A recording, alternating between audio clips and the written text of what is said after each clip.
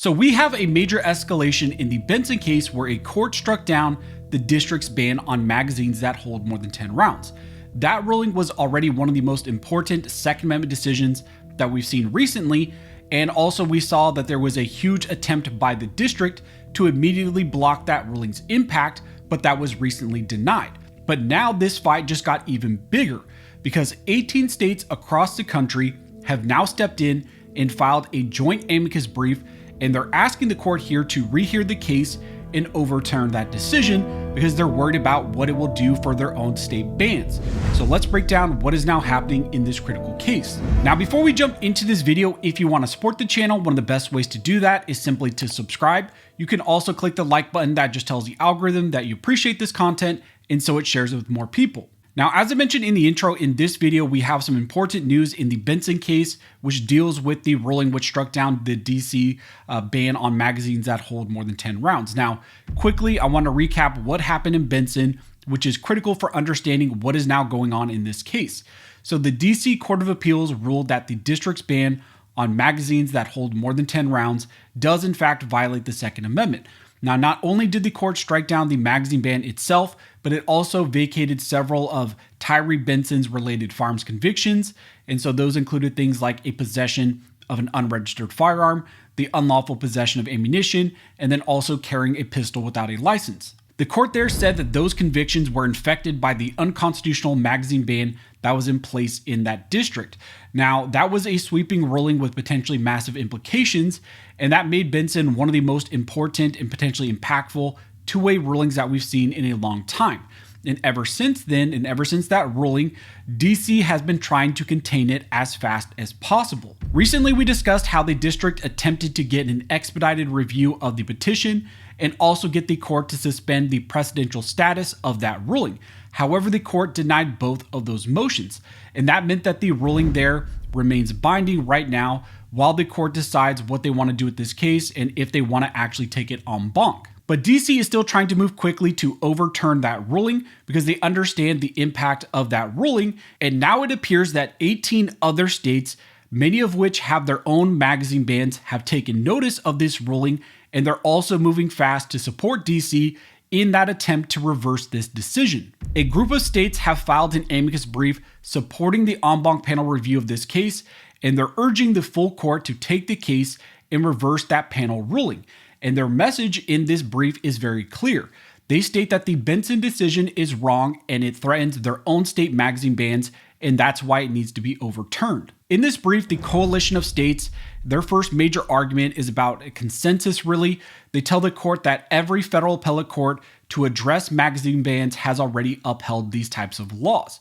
They point to decisions from multiple circuit courts, including the First Circuit, Second Circuit, Fourth Circuit, Seventh Circuit, and the Ninth Circuit, all which upheld magazine bans based on various states, counties, and cities. So their argument is that Benson is not part of a trend. It actually breaks that trend, and they say it breaks the unanimous consensus of the federal courts. And because of that, they argue the full court needs to step in and fix this ruling. The second major argument goes directly at the core of the Benson ruling. The panel relied heavily on the idea that these magazines are widely owned and commonly used, but the states argue that's the wrong test. They say the real question is not whether something is common, but whether it is commonly used for things like self-defense specifically. And they claim that these magazines are not used for things like self-defense. They argue that in real-world self-defense situations, people rarely fire more than a few rounds. So according to the states, these magazines are not necessary for self-defense. They are very dangerous, and they're more associated with things like military use and then mass casualty incidents and scenarios. The states also argue that these magazines fall into a category of weapons that can still be regulated. They rely on the idea that governments have historically been allowed to restrict dangerous or unusual weapons. Now, as we actually know, the true test is not dangerous or unusual, it's dangerous and unusual. That's what the Supreme Court has said multiple times. But in this brief, the states, of course, no shocker, tried to change the law in the wording to justify their own state bans. And they argue that magazines that hold more than 10 rounds fit that description of dangerous or unusual, but again, that's not the actual test. They also push back on the historical analysis in the Benson case.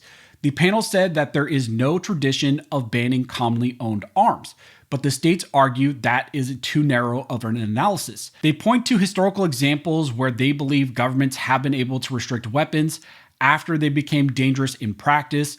Once again, they point to things like bowie knives, slingshots, and then later machine guns. Their argument is that regulation often followed popularity, not preceded it. But again, these are arguments that were already made by DC, which were rejected by the Benson court. Now, their last argument is really where the stakes come out and why they're filing this amicus brief. The states argue that if Benson stands, it could have ripple effects far beyond DC, because the reasoning in that ruling could be used to challenge other things like their own state magazine bans, their own state rifle bans, and other regulations as well. And this can be used across the country and in these various states, these 18 states where they're joining together to file this amicus brief. So from their perspective, this isn't just about one case. This ruling could also help to reshape Second Amendment law nationwide, and they want to avoid that. So where does that leave us in this case? Well, now you have a panel decision striking down DC's magazine ban. A petition for rehearing en banc was filed. There was a request for expedited review that was denied. There was a request to, block the impact of the ruling while this petition was pending. That was also denied. And then now you also have the plaintiffs opposing these efforts. But in conjunction with that, you also have a coalition of these 18, most of them anti-gun states, stepping in to support overturning this ruling. And they're joining to support DC to get rid of this ruling.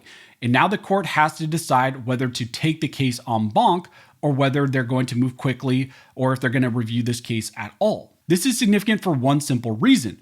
When you see this many states stepping in, that means they believe their own laws are at risk. And that tells you how impactful this decision really is, because Benson is no longer just essentially influencing this one jurisdiction, jurisdiction ban on magazines. It's already being cited in other cases like the Duncan case dealing with California's ban, which is in front of the Supreme Court, the Cheeseman and ANJRPC case, which deals with New Jersey's magazine ban. That's in the Third Circuit. And then also the PICA case dealing with Illinois' PICA laws and bans on magazines, which is currently in front of the Seventh Circuit. And it's going to impact other cases as well. And so these states are joining together in this amicus brief, telling the en banc panel here, please take this case, reverse this ban, because our own bans are at risk. So the Benson case just took another big step. It's no longer just about DC. It's now a coordinated effort by multiple states to overturn a ruling that they believe threatens their own laws. And again, now the court has to decide whether to let that decision stand or take the case en banc and potentially reverse it. So that's what's currently going on in this Benson case. Like I said, this case is moving very fast because of the impact it could have going forward. So you're seeing DC try to move this case fast, and now you're seeing even more states trying to jump in to support this case. So as we get more information, as this evolves and kind of unravels more, I will let you guys know. If you like this video and you'd like to support the channel, one of the best ways to do that is simply to like, comment, and subscribe. All of those things help to fuel the algorithm and just tells the algorithm that you appreciate this type of content, and so it shares it with more people. But as always, thank you so much for all of your support, and never forget this nation was built by armed scholars, and this nation will be maintained by armed scholars.